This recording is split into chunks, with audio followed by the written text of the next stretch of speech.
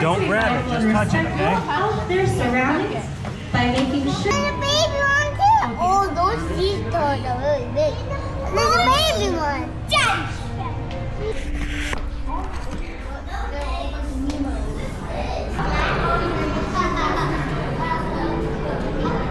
Baby, you see the sharks? Chicky, you see the shark?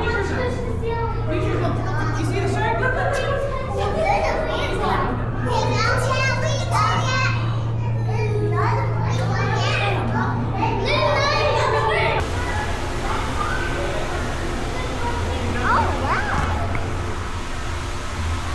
So I wanted to convert to air ride on the rear end of that International 4300, and I found this on Marketplace.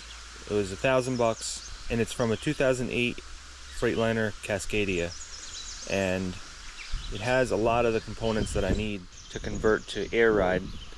So, and it also has disc brakes.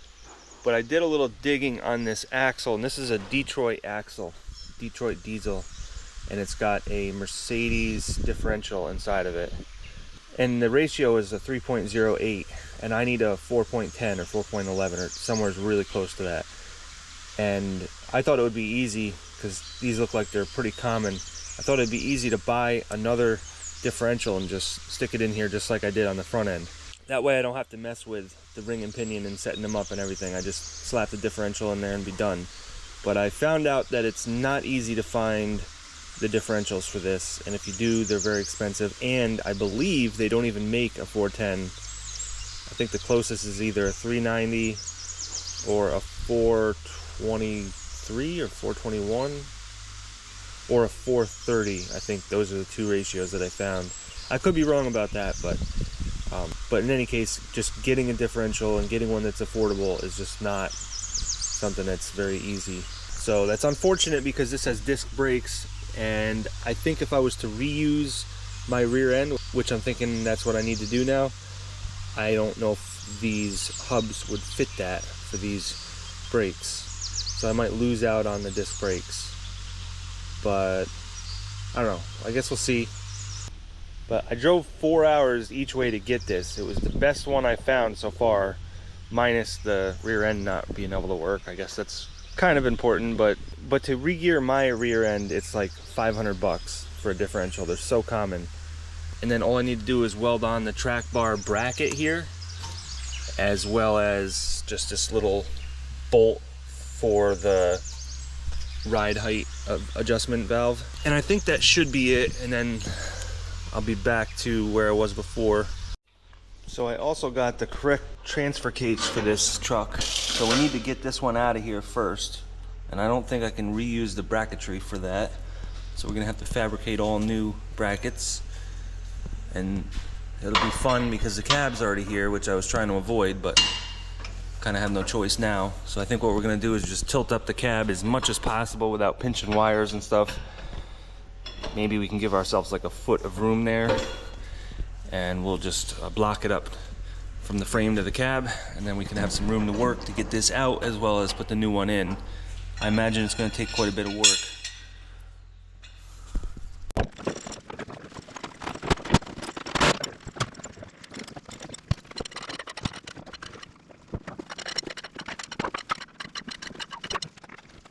Jiggle that, just pull it straight out.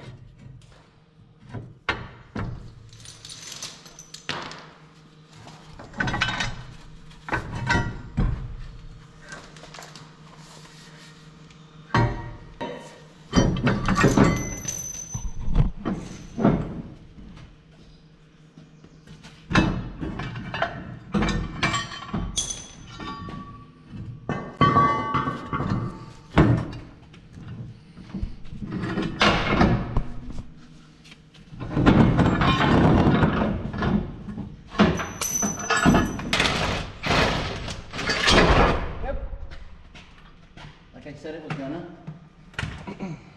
Well, it's a good thing there was that there. Yeah, that we just need to reposition that transmission jack a lot further this way.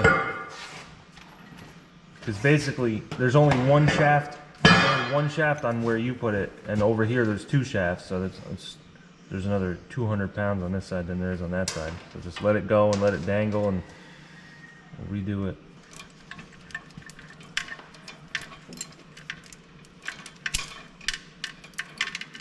We'll just put it all the way.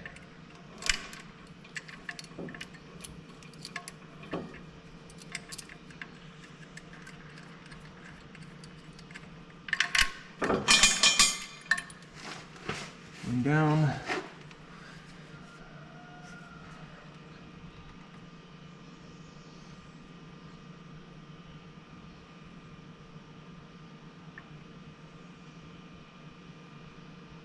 Why don't you just get a bigger chain? It's I guess fine. you don't really need it. It's fine.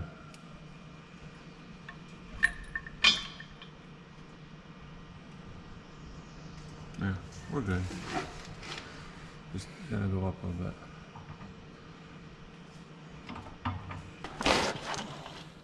Good.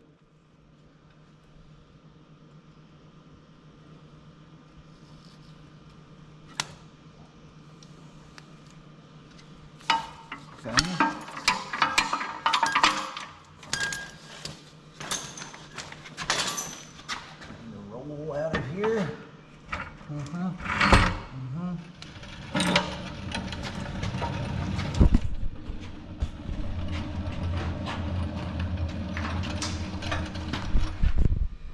Well, I guess I can sell that thing now. Recoup some of the $500,000 I put into this thing.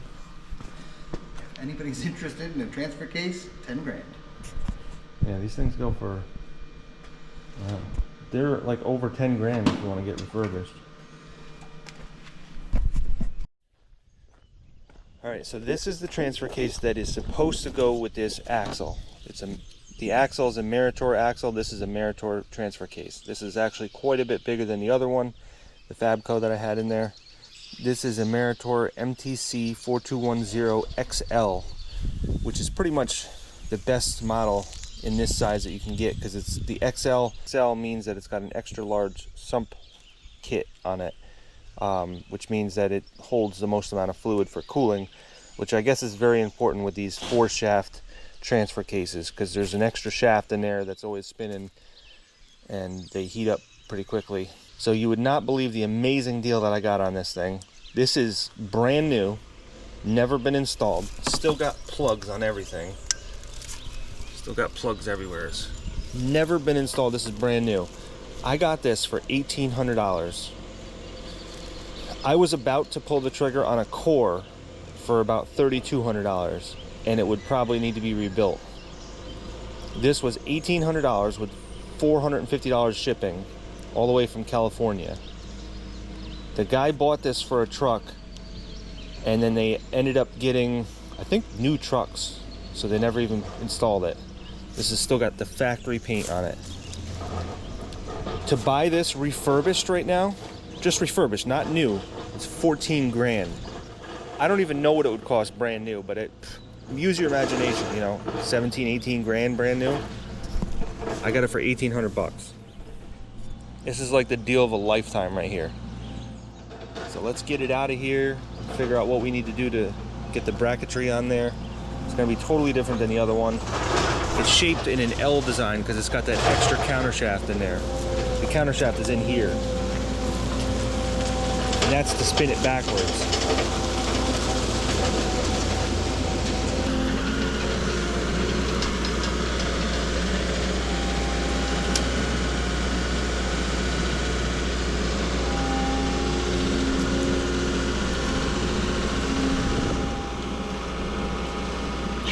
And actually, the way I found this was a viewer of my channel reached out on Facebook and told me about this, and it was all the way across the country. And when I got a hold of the guy that had this, he had no idea what model it was, but I could look at it and see that it had 4 shafts in it because it's got that L-shaped design. And there's only 2 transfer cases that I know that have that, and one is the Marmon Harrington 754, and it's very similar looking to this one, but so I thought it was the Marmon Harrington, which would have worked as well, because that's 4 shaft, which means the one front drive shaft spins backwards. but it wasn't. But he kept trying to find a tag and he couldn't find anything. He was giving me casting numbers and stuff, and I was like, no, I really need a tag number. It's got to be on there. It's not even rusted, so it's got to be on there. And he finally found a tag number, and it was the MTC 4210XL, which is like the best that I could get.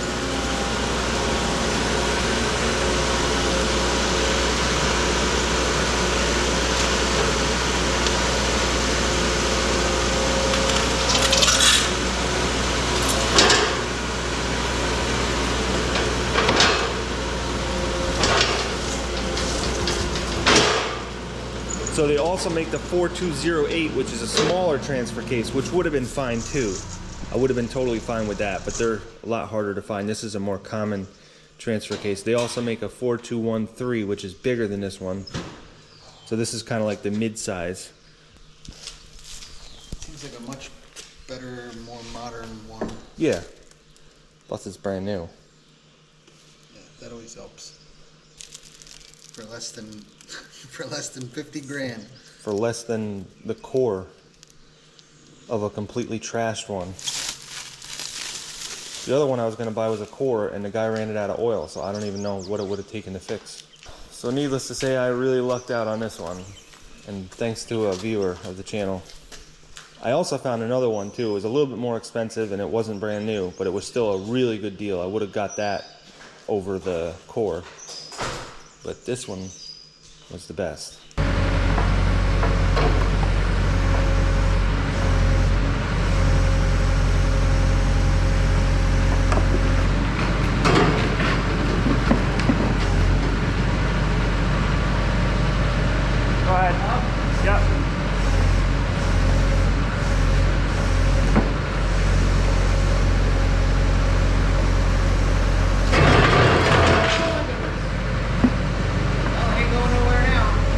Tilted the forks as you were going up.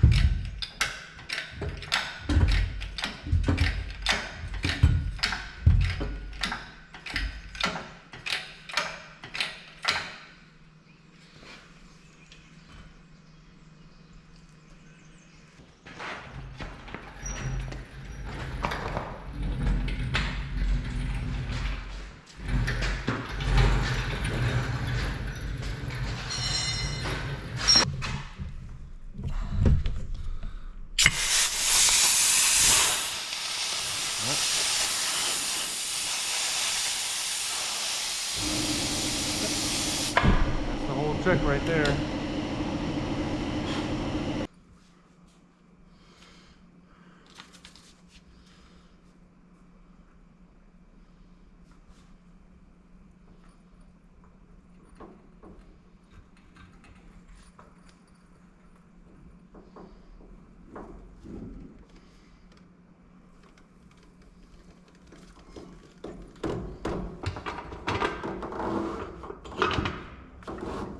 Arm.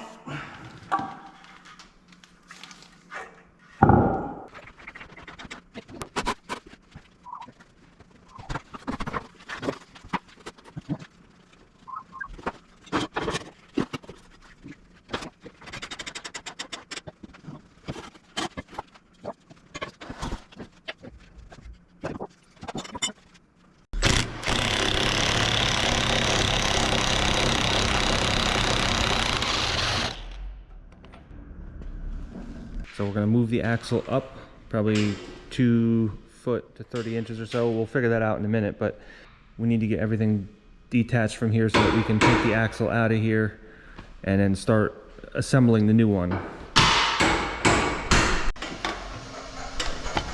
bolt is trapped in there. But wait, we might have a solution. What if I do this?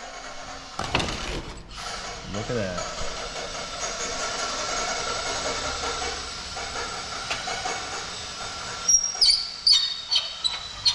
That's the most horrible noise you've ever made.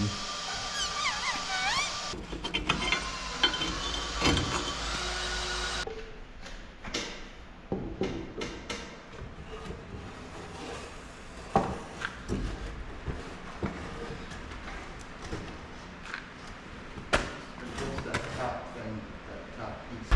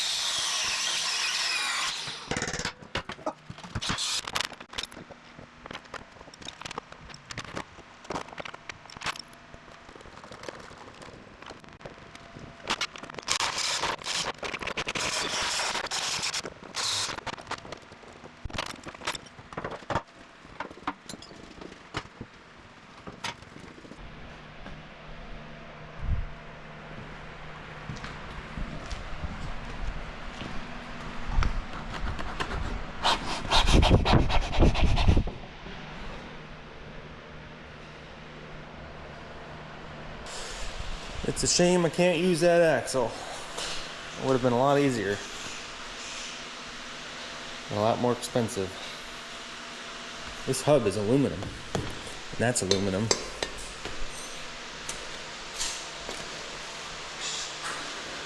This axle is 23,000 pounds. I only need 21,000 pounds. And even at 21,000 pounds, I'm not sure if I'll ever even need that. What do I need 21,000 pound capacity for? Definitely not 23. 14,000. So now to make things easy, I'm going to take these frame rails. I'm going to put them up against here once I get this out of here. We're going to clamp it down exactly where I want it. And then I'll just spray paint all the holes. That way it's nice and easy. I don't have to measure off of everything. Because you can get quite a bit off by doing that. Measuring from hole to hole and then hole to hole, and next thing you know you're a 1/4 inch off. And if you just take that frame rail, flip it around so it's the flat side against here, clamp it, get it perfect, then just spray paint all the holes. I guess you could use a marker inside the hole too, but just spray paint white inside the holes, then you know exactly where you need to drill. So we just got to get this off. This is the rail that holds the 5th wheel, which I don't need. It's got a lot of huck bolts on it, so we're just going to cut all those loose. So we can take this off, and then it's nice and flat on this side.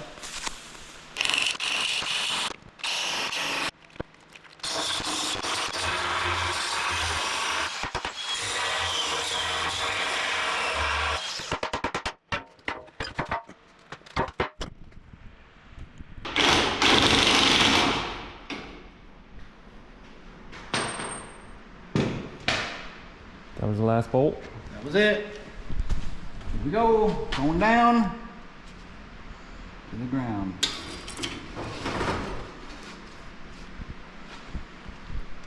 Okay.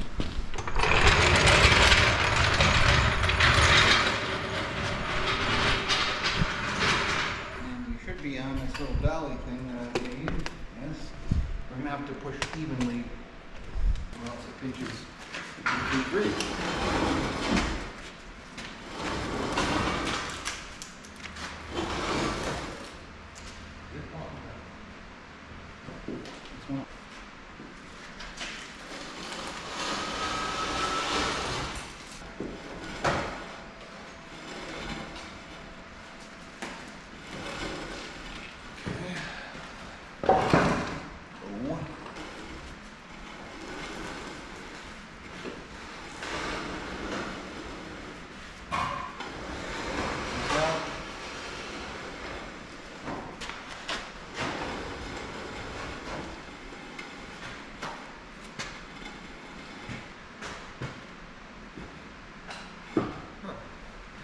Got a little bit more weight on this side, but it ain't a whole lot.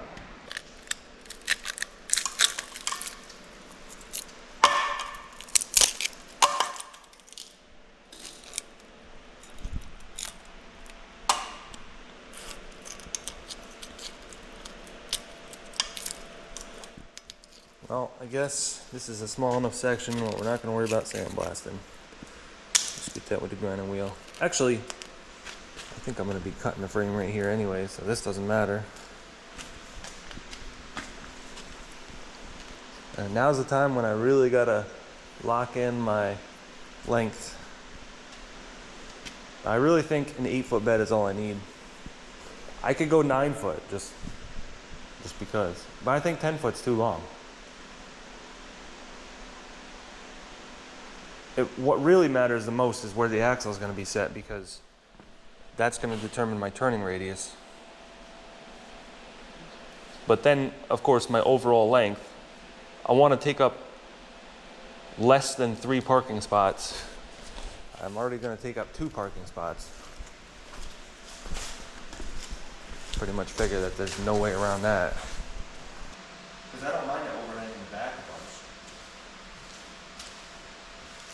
It will tighten up my turning radius the more I move forward. We're gonna take that off and this off, and this off.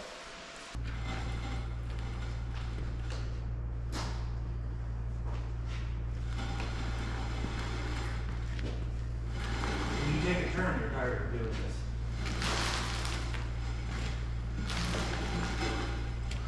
Let the whole thing go back.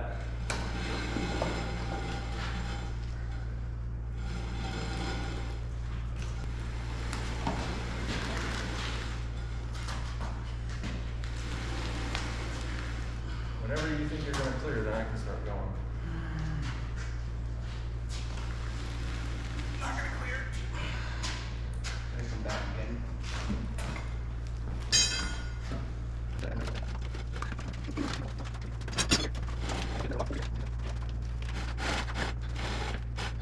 So right now we're going to take these leaf springs off. I doubt that we're going to be able to get the nuts off of these U-bolts, but I guess it's worth trying.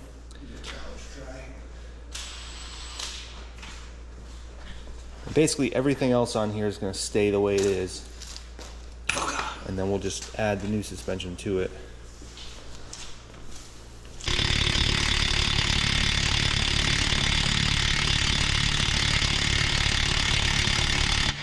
Nope. But one thing you are doing is rattling the rust out of there. Right in my lung cavity. Oh my goodness. Keep the pants a little bit. We're good. A little poo came out. Poo came out.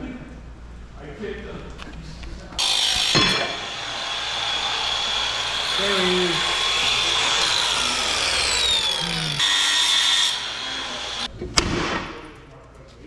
That was a lot better.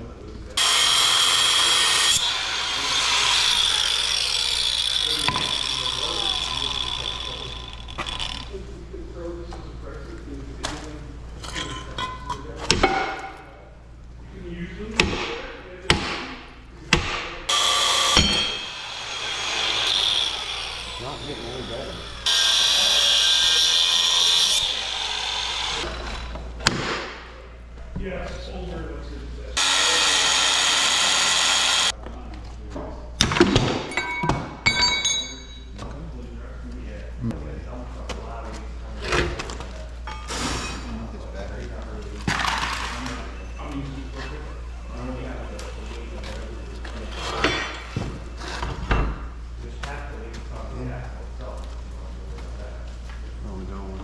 No idea.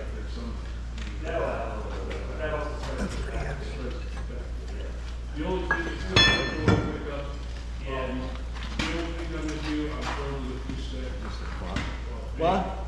One ton hoop stick. Yeah, I'm gonna have it here. We look, watch that for a Down this way. and that's it, get to. Now.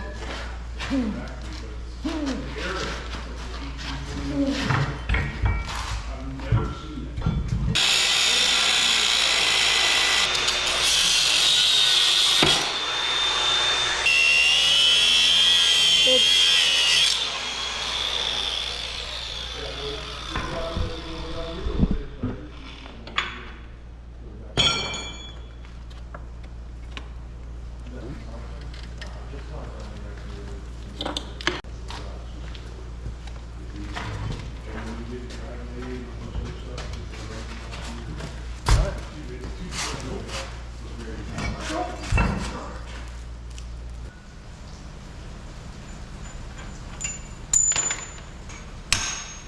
Coming down.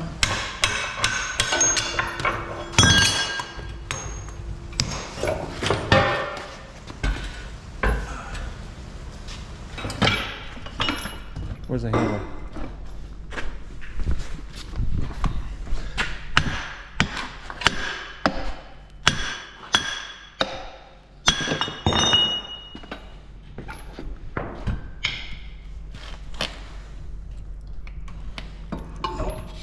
Flop it over.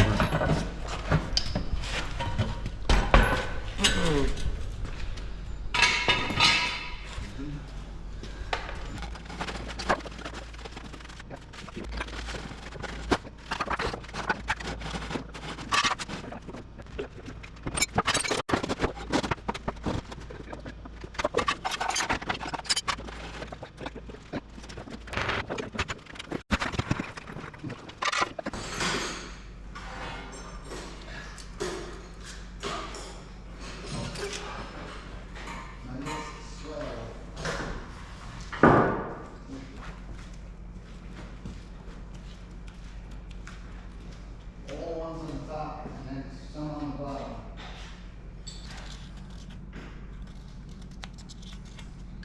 Alright, mark everyone. Ready to reveal my artwork? Hieroglyphics. It's a lot of bolt holes.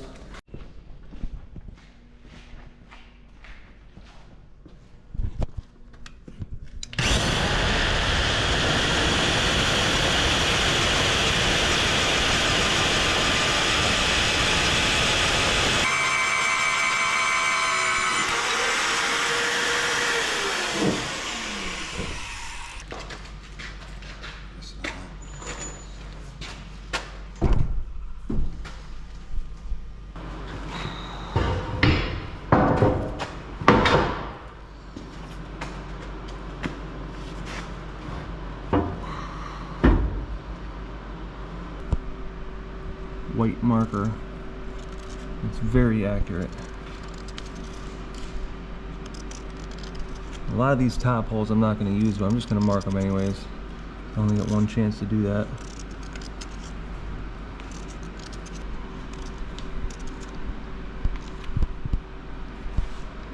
So the way I did this was put these boards on the bottom. I clamped them to the bottom of the frame so we can just set the new frame on it and not have to sit there and hold it while we clamp it.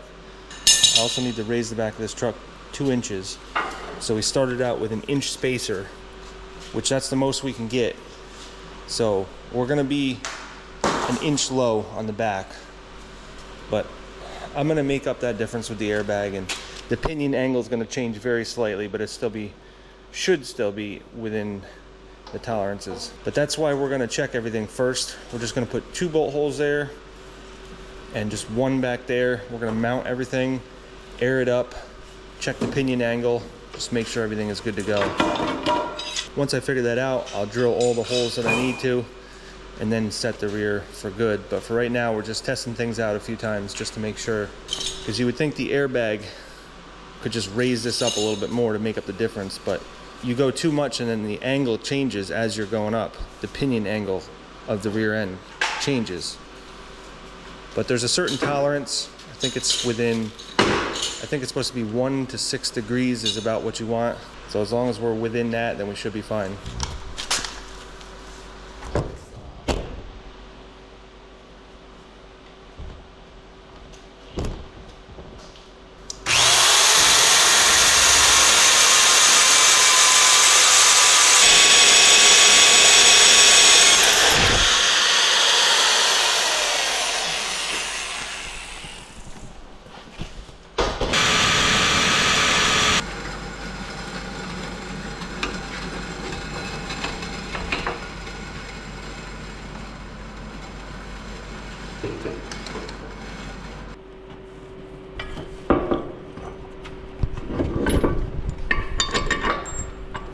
Up a little bit. This way. Oh, nut.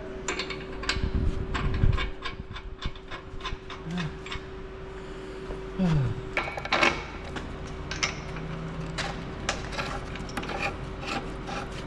a tire, too.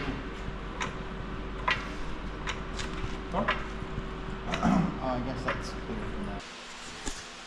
So we've temporarily set all the suspension components to exactly where they need to be just to make sure everything works. And everything is a really tight fit, but it looks like it'll work.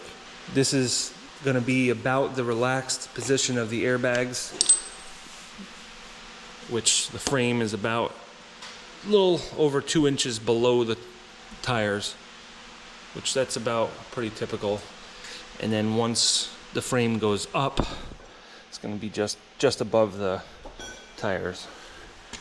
So I checked the pinion angle, and it does look like when we are in our actual ride height, it's going to be a little bit of an extreme positive angle on the pinion angle, but there's ways to work around that. I can get a wedge and put it on, and then that way it'll tilt it back down a little bit. Because right now we got a little bit of a positive angle, and that's with the airbags relaxed. So once the airbags go back up, it'll go like that more. So we'll have to check exactly what that angle is. I'm not sure, but we'll make it work one way or the other. One thing we ran into on the side of these brake chambers, there is these clamps, and the bolts for the clamps are right where that spring is. So you can see we're hitting right there.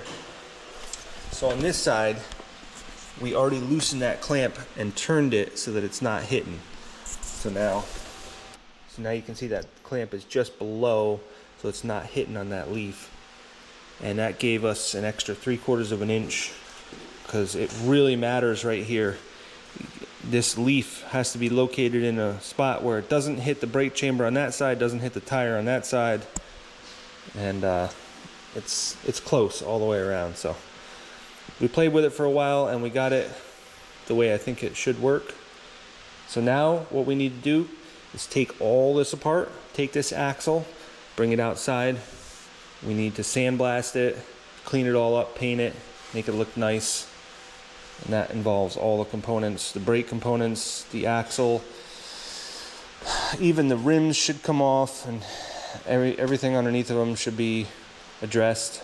And I did get some Alcoa rims, so maybe we'll throw those on there before we put everything back together, because I know that these rims are going to be glued together right here, so we're going to be fighting that. I got a new differential to put in here with a 4.11 ratio, and that's what we need to match the front end. The front end I think is a 4.10 or it's a 4.11, one or the other, but you just need to be within 10%. You need to match it within 10%, so we're definitely obviously way closer than that. But this right now is a 4.63 ratio, so that's a little bit too far from a 4.10. So I got a new one. It was only like $500, and it's already shimmed and ready to drop in here, so I don't have to do anything. I don't have to mess with the ring and pinion like you would if you just re-geared this differential. Then you'd have to mess with all the stuff. And to be honest with you, even the ring and pinion for this would be more expensive than the whole differential for $500. So we won't sandblast that. We'll wait to get the new one, and maybe we'll sandblast everything else and then put the new differential in and then sandblast the new differential while it's in there. I don't know, it depends on how the timing is. I don't know when I'm getting that differential. It might not be for a few days. It might not be till next week. I'm not sure, so we'll have to see how that goes. But I don't want to stop everything in the meantime waiting for that. But we'll get all the brake components all sandblasted and painted, and then we'll bring it back in here and set it in its final destination. And while we're working on that, we can get back going on the transfer case.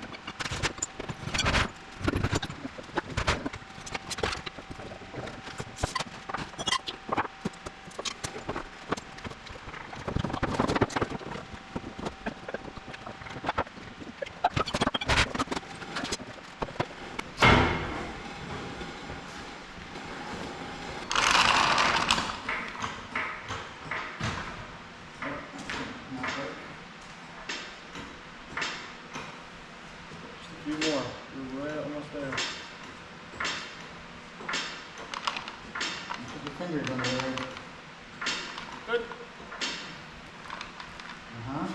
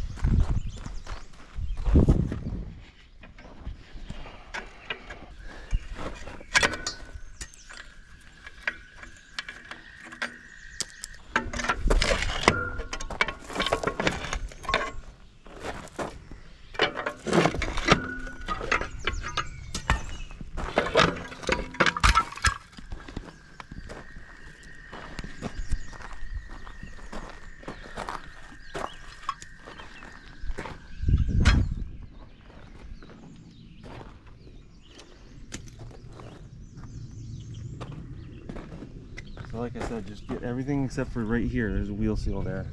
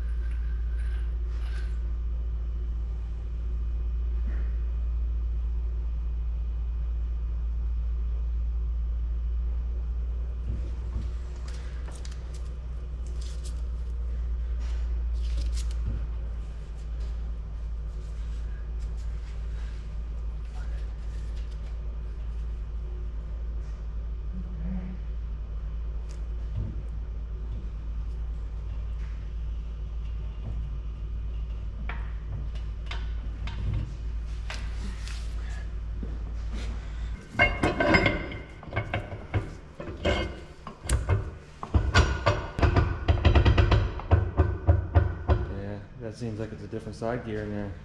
Looks like we're changing out the side gears again. That is so stupid. We just can't get away from these problems.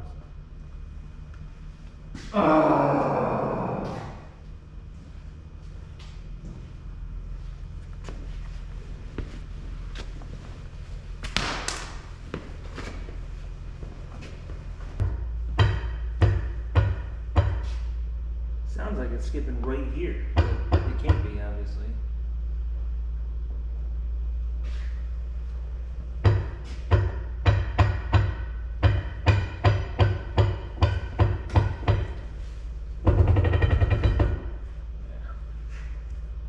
It's the same axle, it's just that they offered them in different side gears. I didn't think that they would.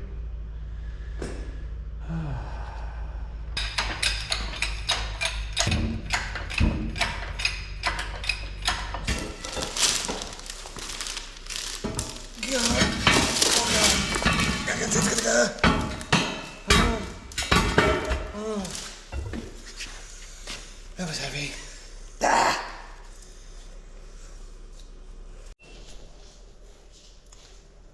So just like on the front end, the side gear, which is the splines that you see right there, that side gear is a different size from that differential to this one. That's the new one, this is the old one.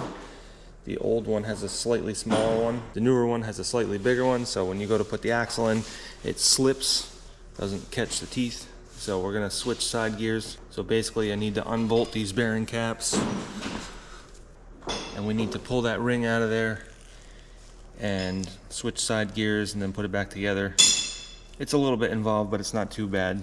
And if I mark out these adjusters beforehand, then I can put them back to exactly where they were, and I don't have to reset everything. I don't have to set the preload, I don't have to set the backlash or anything else. It's probably better to do that, but I don't think it's totally necessary. If you were a professional shop, you would probably want to reset the ring and pinion, but I'm not going to mess with that.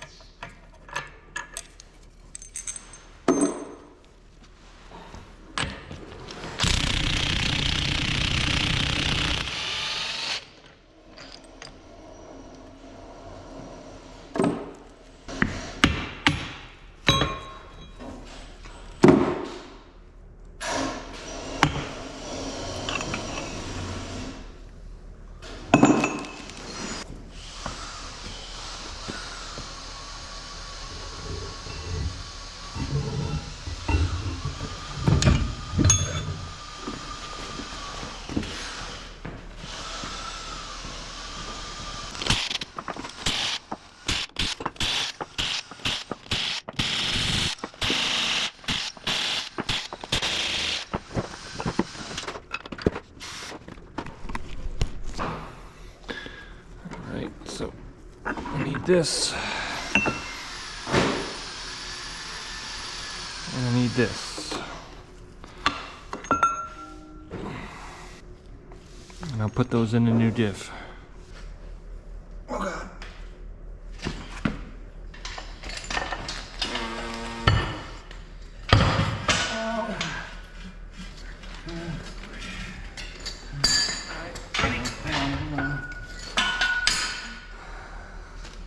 God, that's heavy.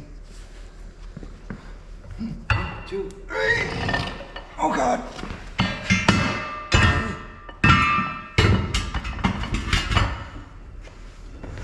again. It's not setting in there, right? That's the one I like.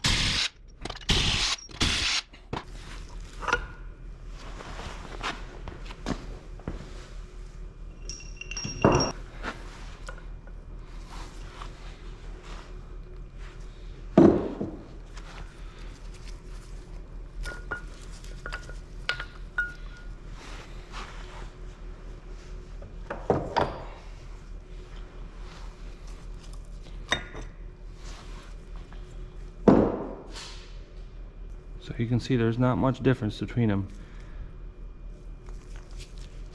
This is the side gear I'm taking out. This is the one I'm putting back in. This is one I'm going to be using.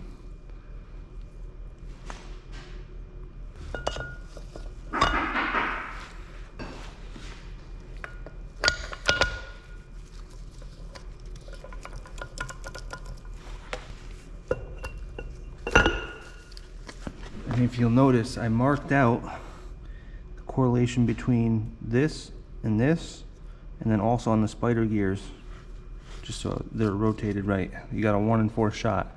It's probably not crazy important, but I've been told that that's what I need to do. So that's how easy the swap is. Now I just got to put some special Loctite on here and torque it back down.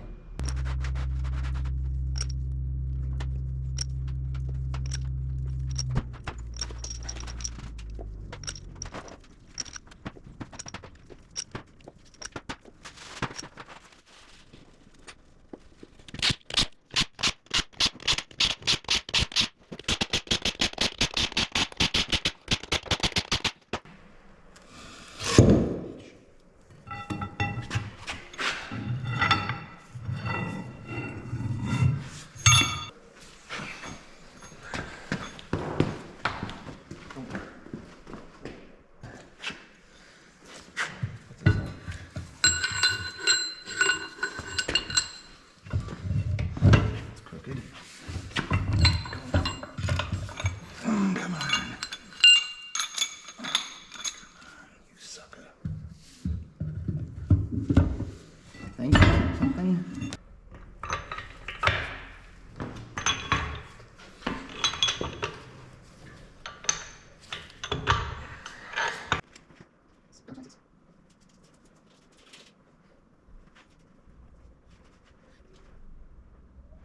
Go down with the slowness. Yep.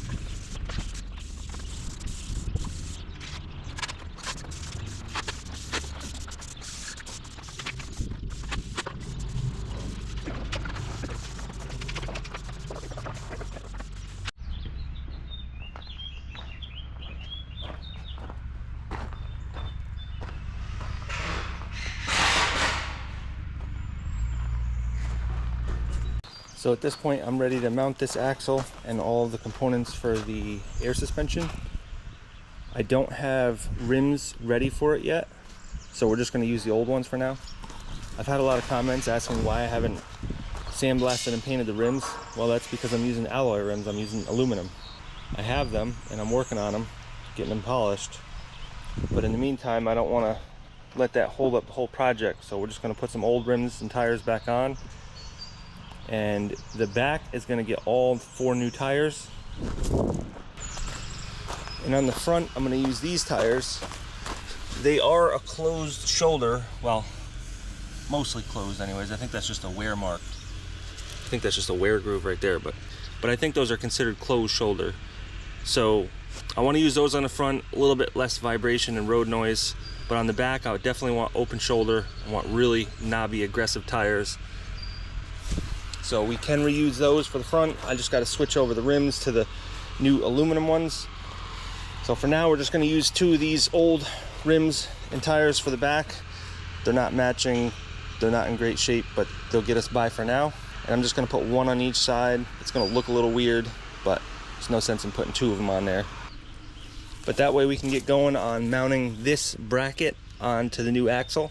So I need to cut this off of here, and we got to figure out exactly where that's going to go, because that's really important to keep the axle centered, because that's the only thing that keeps it centered. Remember, there's no leaf springs anymore. The leaf spring would normally have a mount on the front and a mount on the back, and now the air suspension doesn't have it. The front has a mount, but the back is just an airbag, so that doesn't center the axle. So this is what centers the axle. That's why these are on air suspension axles and not spring suspension. So I could make up a whole new bracket, but I don't see any point. We'll just mount that on the other one, and the bottom here where it meets up might need to come up like 1/4 to 3/8 of an inch, because this axle is just slightly bigger than the other one, but we'll figure that out. This needs to be level when the air suspension is at the right height. So once I figure out where the right ride height is with the air suspension, I'll keep it there, and then we'll mount this on where it's exactly level.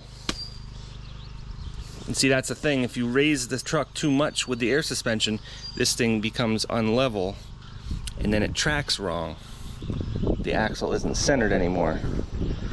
So you need to make sure that that is level while the truck is at its ride height.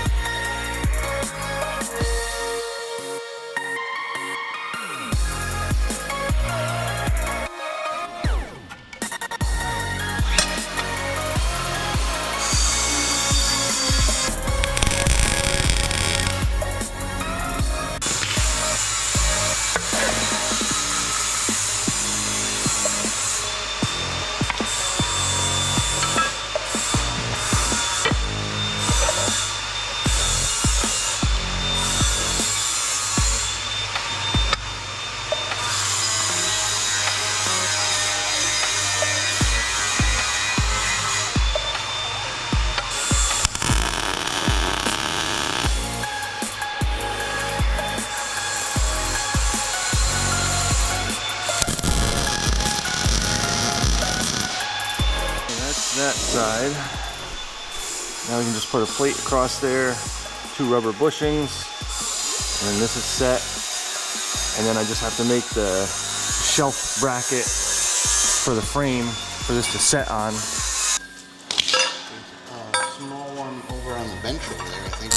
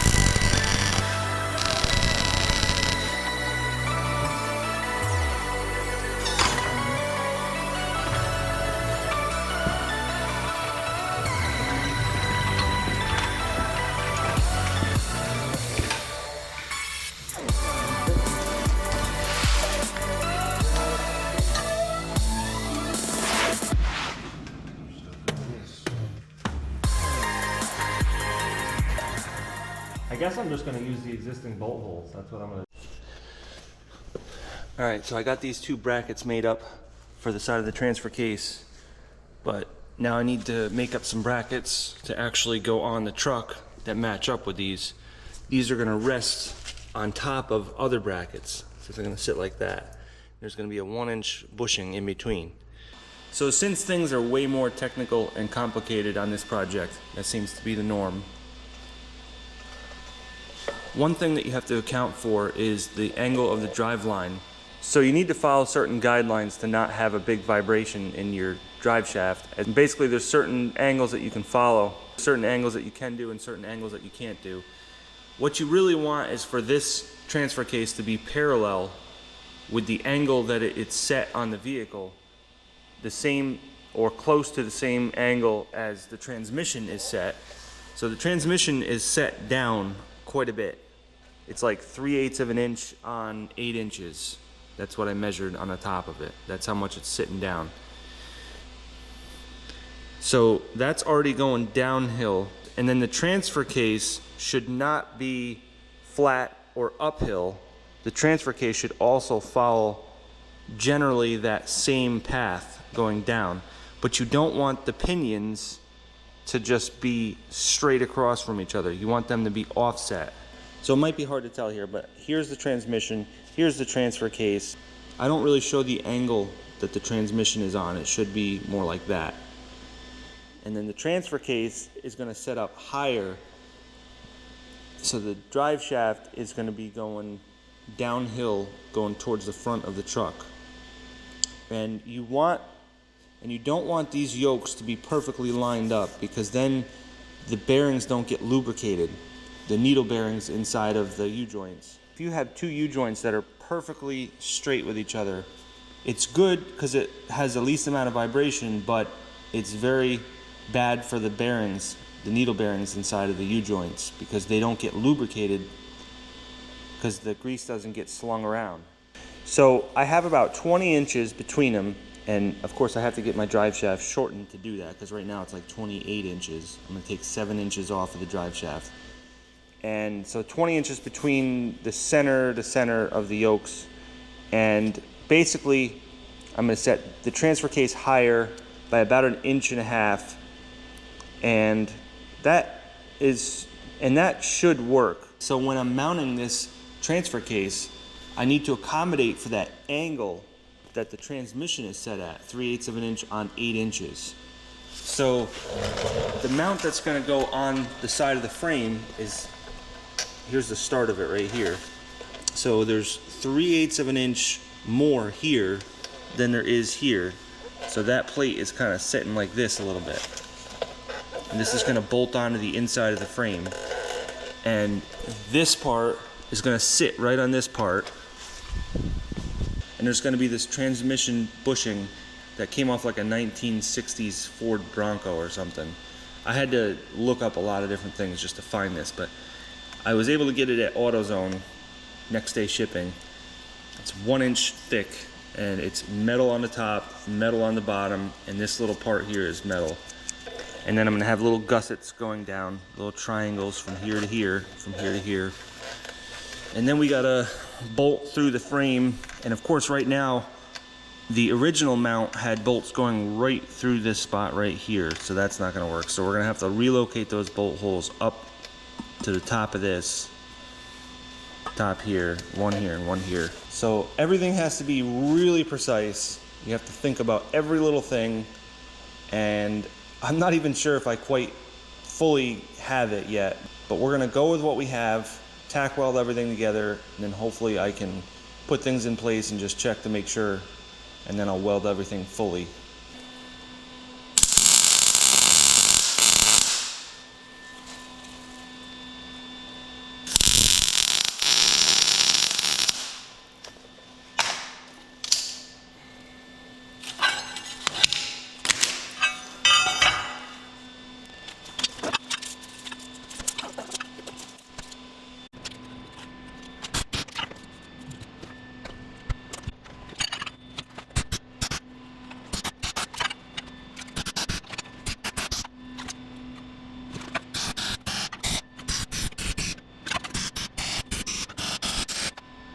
All right, so I put this bracket up on the frame, clamped it down exactly where I needed it. I used one of the existing bolt holes to drill through just this plate because there was already the bolt hole on the frame. So then I put a bolt in there, tightened it up, took the clamp off, put another hole here through the frame, through this, and I also have my other two marked out. We can drill those later. But for right now, we got this thing located. So now the next step is to locate this dampener, which is basically 1 inch of rubber.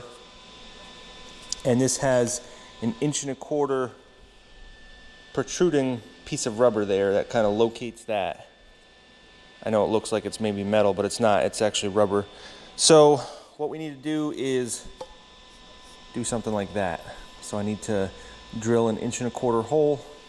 I'm thinking right on the edge. The further I can get these apart, the better this thing can take the torque, but I can only go so far. So this is pretty much going to sit just about like that.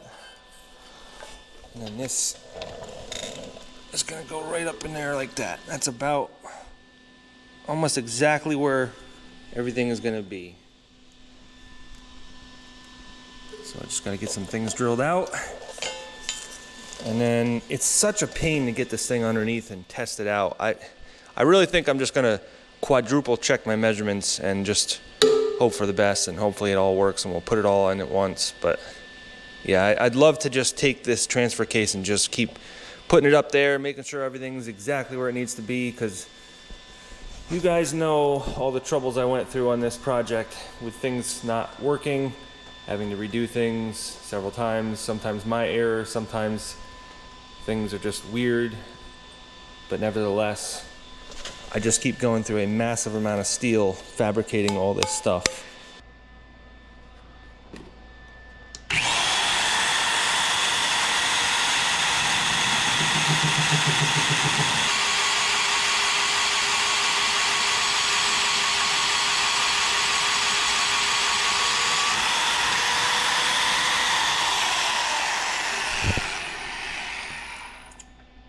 That is a titanium bodied bit there. It's kind of crazy because it feels like it's like aluminum, and it sounds like it too. But that definitely could not be aluminum, that's titanium. Not sure why they use titanium. Doesn't really make sense. They don't need to be lightweight, but maybe it's something to do with the strength. I guess titanium is stronger than steel. Wouldn't that be crazy if they made like a titanium frame for these things? So now this mount is located.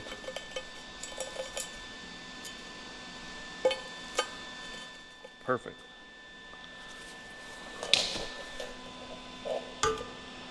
So now really all we need to do is locate this hole into here, drill those, and I think I'm gonna make that a little bit oversized because this thing's gonna need a little bit of adjustment.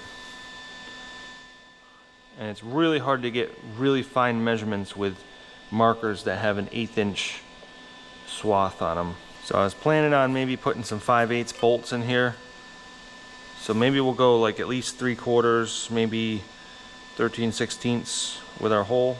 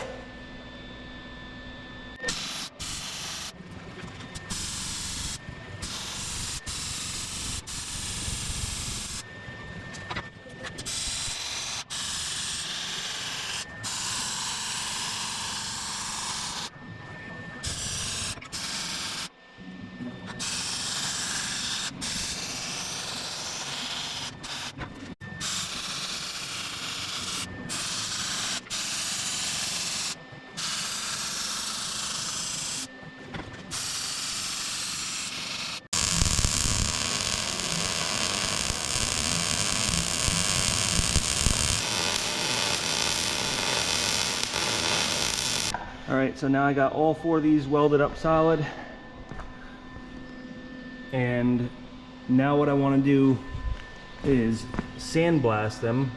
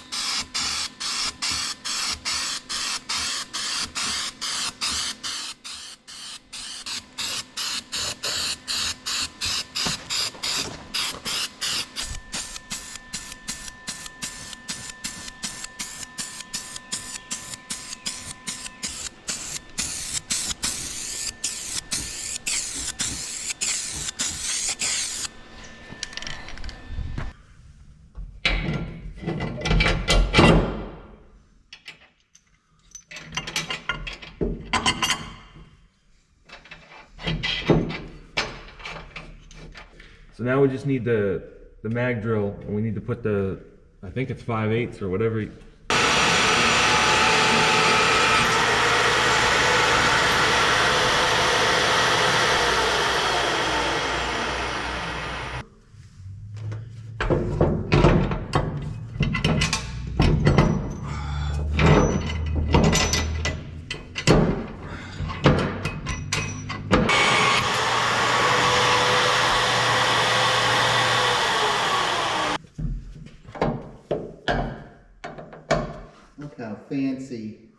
Okay. No wiggle room. Super nice. You want to hand me the, let's see. The small one.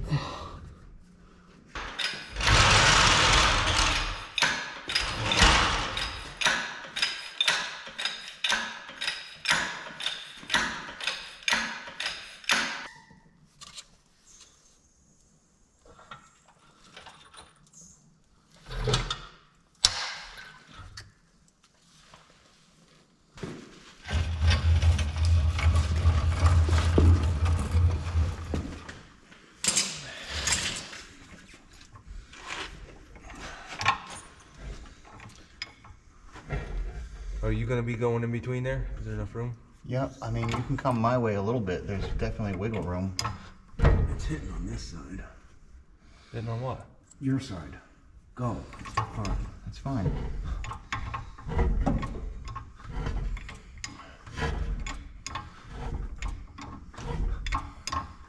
Okay, we're just about there. We just need to go back just a little bit.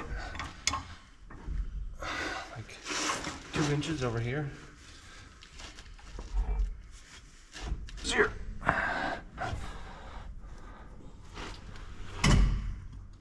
What was that? That was this mount rocking back and forth. All right, just get this back like 1/4 of an inch. Actually, I got one on the top that I can get in.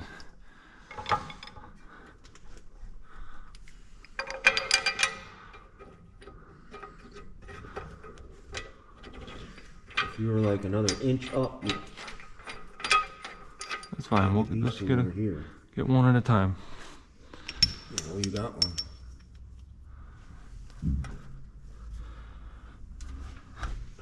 Can you go? I can get the diagonal one here if you can go If you go, back.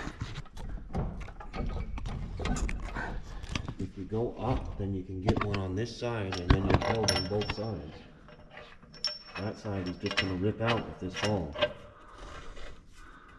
No, this is stabilized now, so it ain't falling. Just gotta go up a little bit so you get this side. Can-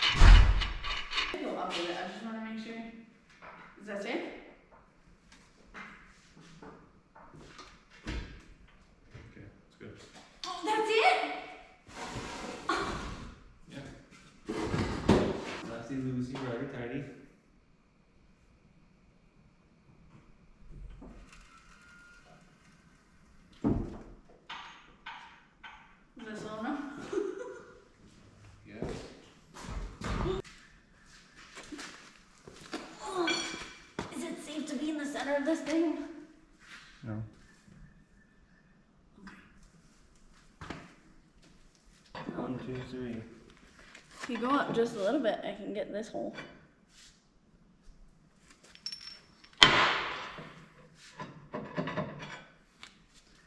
And shift this one.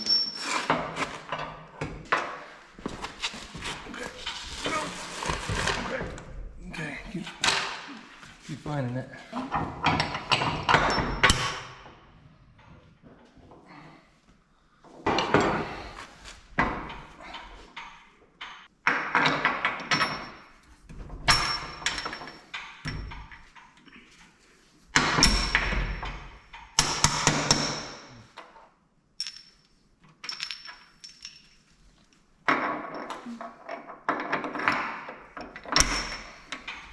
Oh, that one? I don't have another thing though. I don't think I have enough bolts.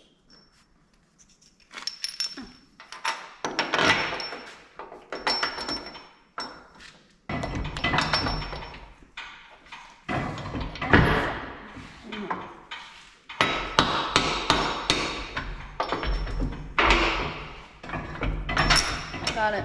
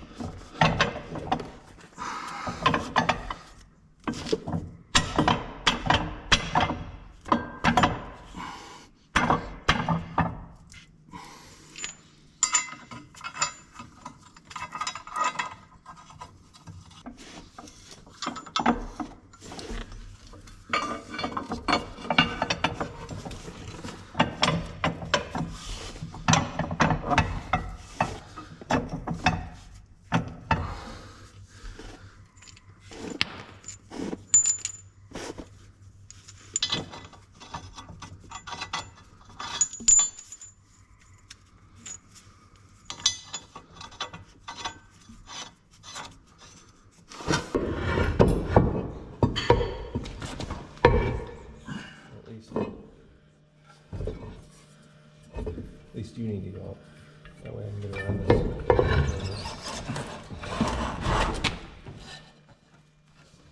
Nope, down.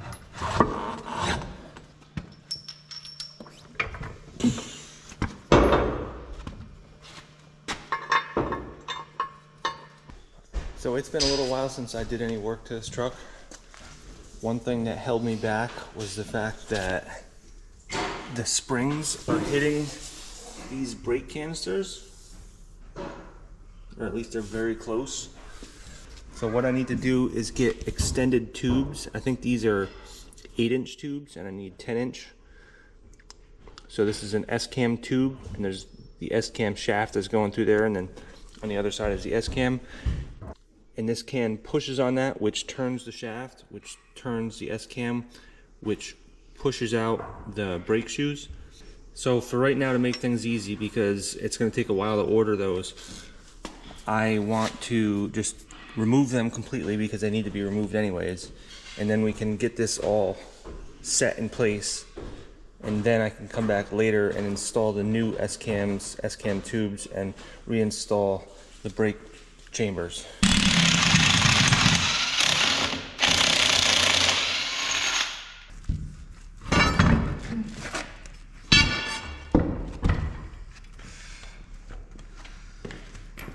Okay.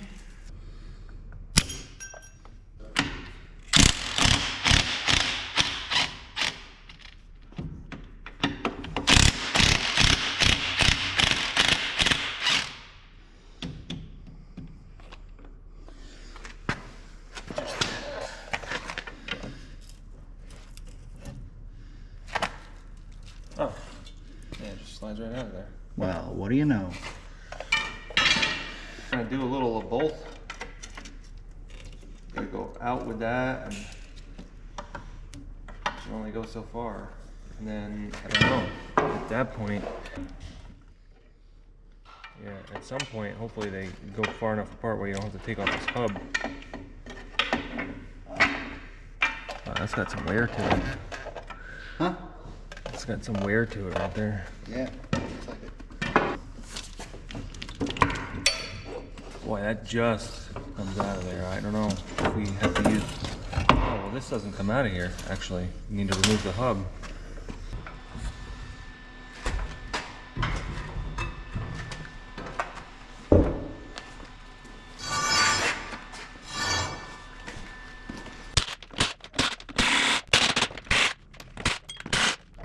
You really gotta remember to put all that fluid in there, front and rear end. Uh-huh, and every other bit of fluid? Yes. Like 10 grand worth of fluid? List.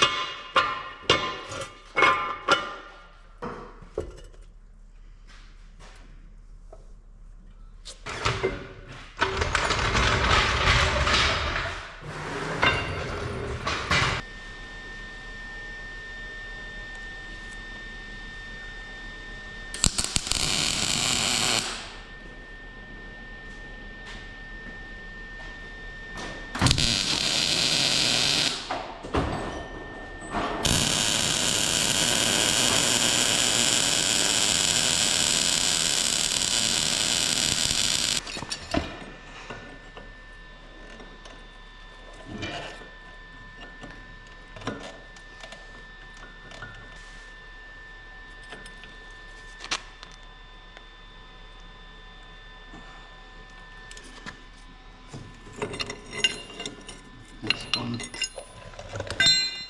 Okay.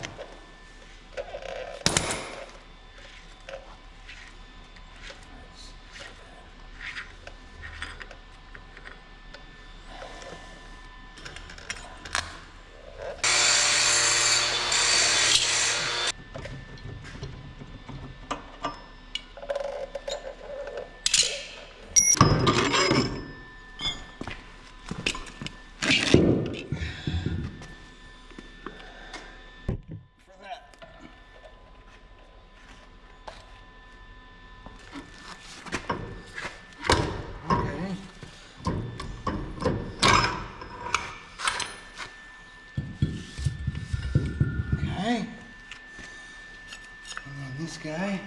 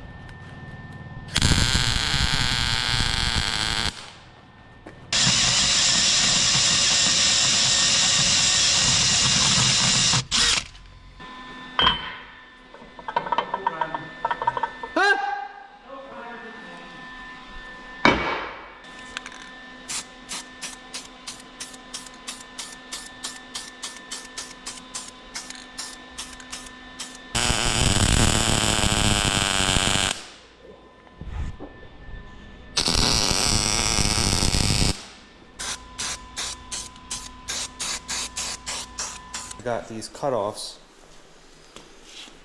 That is basically just the outer end of the axle. And they cut the tube right here. And these tubes are 10 inches long, so they look like they'll work. Same diameter. So I guess we're going to dig into it and see if the S-cam is the same size on this end. Everything else seems like it'll work, even if I have to use these brake cans.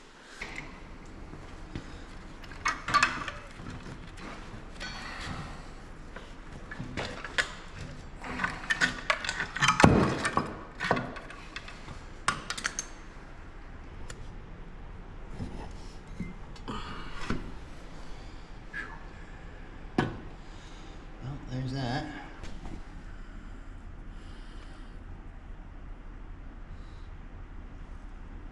Yep, just a little bit longer.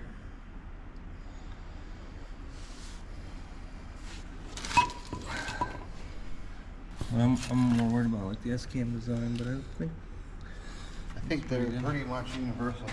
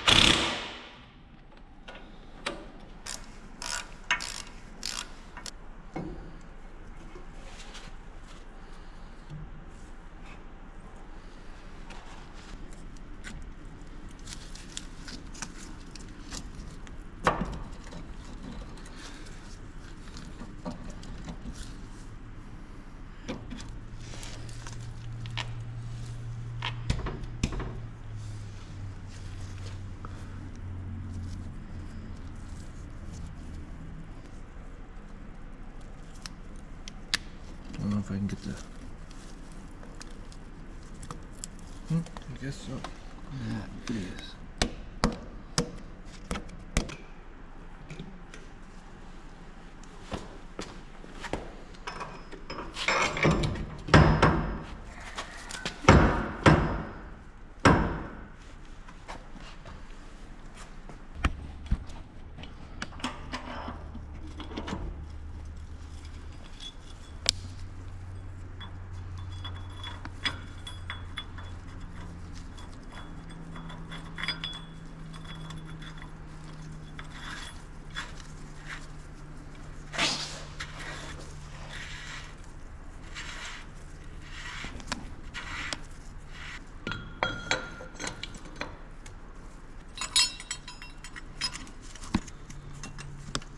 Pretty much lines up right where it was before.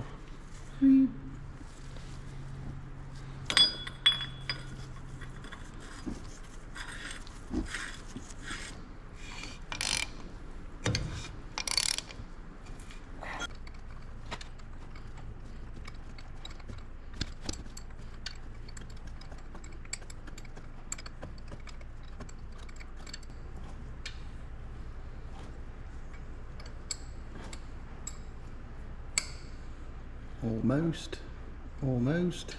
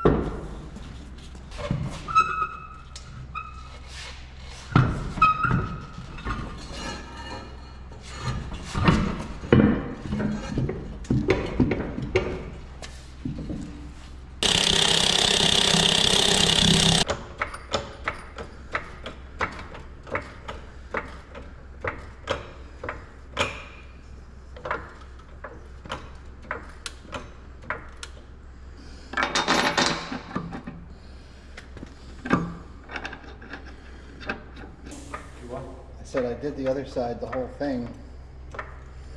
Sucks that I didn't have a tripod, but it was like, okay, I guess.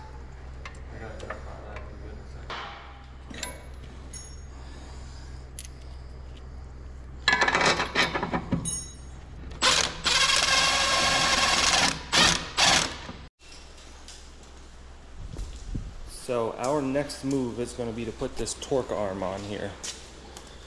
This keeps the axle in place left and right because normally the springs would locate it.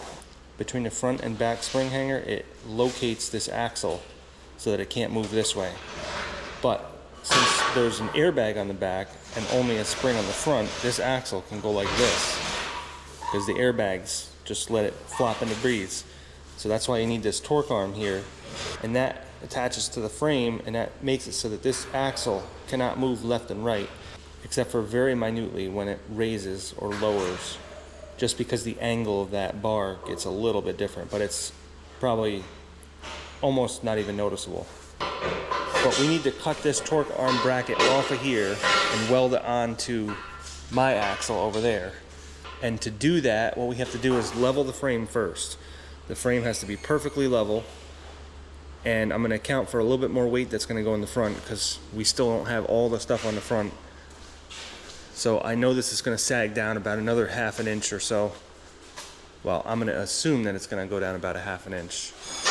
So we'll set the back to exactly that height, and we'll keep it on these blocks here. I could just air it up to that height, but I need all kinds of fittings, so that's not going to work right now. So we're just going to jack up the back. It's about 3 inches right now. And then that torque arm needs to be perfectly level when that truck is level. So that's what we're doing now. We're going to cut that off, get that jacked up, laser leveled in, and then we can start welding. Start out with a 2x4 or something. Just put it in there, so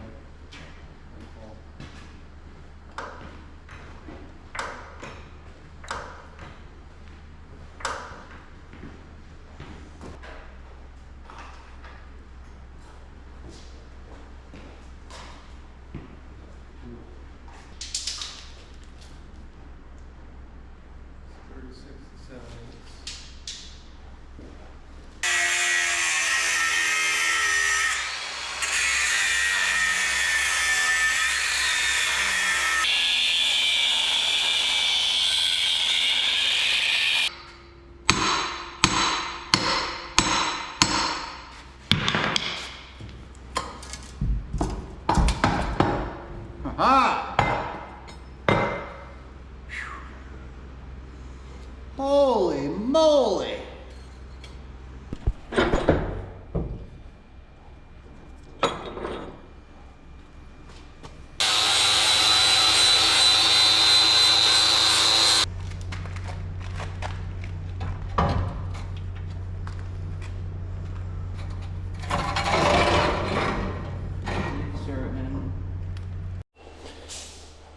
Alright, so we got the rear end pretty much wrapped up here. Just had to do a little modification on that cross member right there. That's all done. We can put that in, and then I gotta weld that right there. But for right now, I'm gonna move on and do something on the front, which is gonna be reinforcing this steering box area. So throughout this build, I was talking to JC Smith. He has a channel. If you guys have never seen him, check him out, because he does stuff with these kind of trucks all the time. That's pretty much all he does, is medium and heavy duty trucks. So he knows a lot about this stuff, way more than I do. And he was saying that with a 4-wheel drive axle on the front, you're putting a little bit more strain on the steering box. And this steering box can flex a lot because you're pushing more weight around. So it's a good idea to reinforce the frame. So that's what I'm going to do. I can't reinforce it too far forward here because I got things like the radiator that are going to be mounted on, and I can't go behind this motor mount here because that is what it is. That sets the width.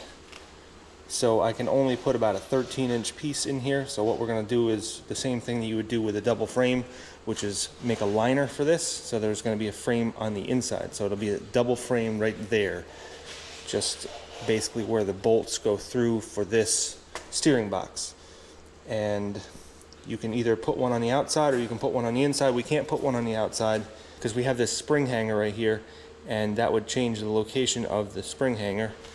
So we need to go on the inside with this. So what I've done is cut a piece of the frame that we got with that cutoff for the axle. And so I cut it down to 13 inches, and then what we need to do is make 2 cuts and then weld them back together, because right now this is too wide.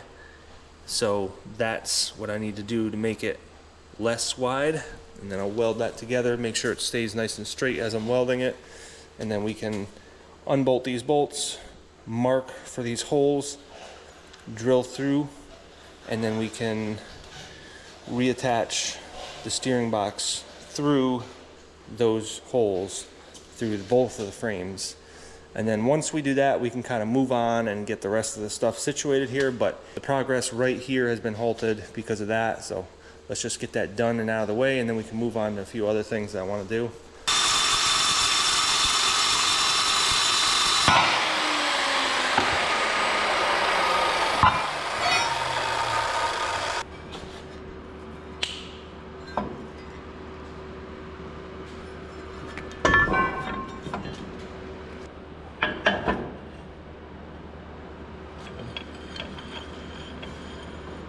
And that bolt hole almost lines up.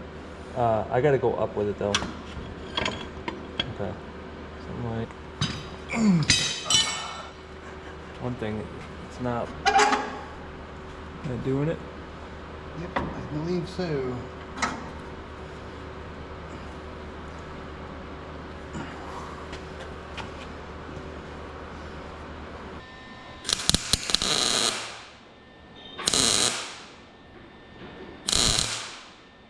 All right, so got all the holes drilled in it.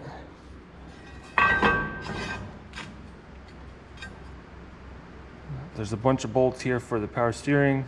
There's a bunch of bolts for there's 4 bolts for this spring mount, and then there's other various bolt holes.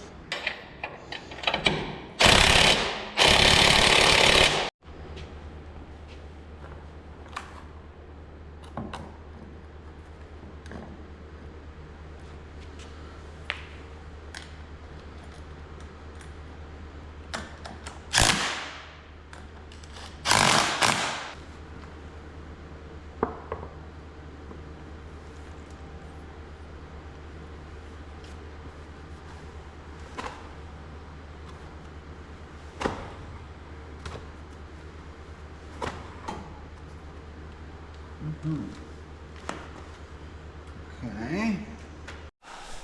Okay, so after going back and forth a few times to make sure that this rim is exactly the same distance away from this frame as that rim is, we had to fiddle around with this for a while to get it centered perfectly. These have come along here. Now I got this torque arm leveled out while this frame is leveled out. So now I can weld that torque arm bracket to the rear end. And there's quite a bit of a gap here, probably about 5/8 of an inch here to about 1/4 of an inch here. So I'm gonna tack it for now, a good strong tack here and there, and then I'm gonna fill this in and then weld a lot. We need to weld this all around, many passes. And then everything is set in stone over here. We got our axle located with these dowels that we welded on. And now we have our torque arm located by welding that onto the rear end, and that is over there. So once I weld that up, there's no going back. Triple, quadruple check everything.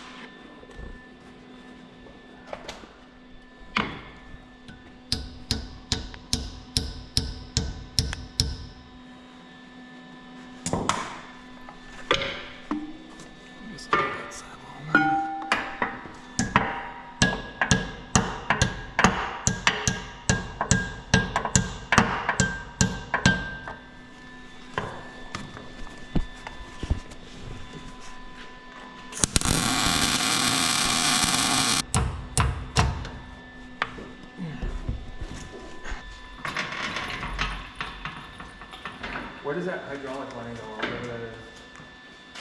So now that we got the rear end pretty much wrapped up, the only thing I got to do is just figure out the airline situation. I'd like to move on to a few other things. Number one, I'm waiting on a battery box here, which also mounts the air tanks, and it also has like the truck's computers on the back of it. So that's sort of a big ticket right there. But I also need to complete a few other things, which I'm thinking one of the most important things right now to move on to is going to be the steering. We need to finish up the steering components. So when I put on this front end, this right here has a bigger opening on the inside than the drag link that I have. So the drag link slips in there and moves around because the ball joint on it has a smaller diameter than the opening here. So I had to get a drag link to match this. The problem is the opening for this pitman arm is smaller. So this fits the old drag link. So we have kind of a mixed matched situation going on here. And I tried to get a new pitman arm here that would go on here but have the bigger hole in it. That apparently doesn't exist. Then I figured, well, maybe I can just get the whole power steering assembly, the whole box, but it's a totally different setup. I think it gets mounted further back here and then you use a smaller drag link. So after days of research, I figured out that the one thing that I can do is ream this out to match the new ball joint on the new drag link. So I ended up with this, which has a certain angle to it. I think it was 7 degrees if I remember right. It's been months since I ordered this, but I think it was 7 degrees, and I think all of them are the same 7 degrees. So if you put this in here, it fits perfectly. So it's the right angle for that one. And if it's the right angle for that one, then it will make this the right angle, which I'm sure is already the right angle. It's just not the right diameter. So what I would like to do here is just work on very slowly and lightly reaming this out to fit the new drag link so that we can finally put this together. And then we can hook up the steering shaft and make sure everything is centered. And if not, we might have to make some adjustments. And then we can get this computer wrapped up and all the airlines and everything and get this one step closer to being able to start, which is kind of the goal right now. All right, so somehow I lost the footage on this, but we had to take the radiator off to be able to get to this. I tried taking this pitman arm off. It was completely seized onto there, so I just opted to take the radiator out, pull this pitman arm down just a little bit, and then we could use the drill. And now it's got the exact same diameter. So now I can go ahead and put the drag link on.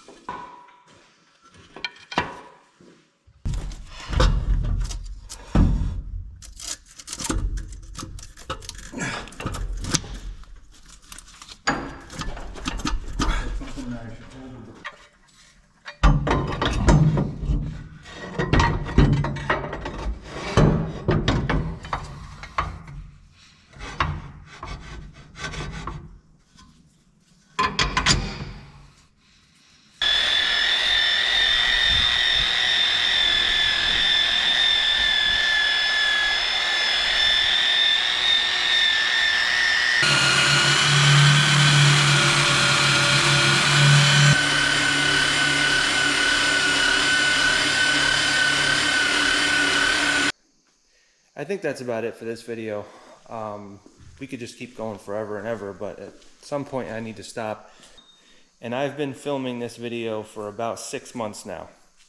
So there was still snow on the ground when I first started on this video.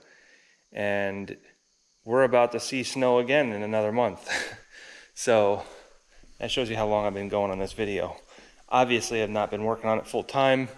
I took a massive break here and there, worked on it a little bit here and there, so got a lot done.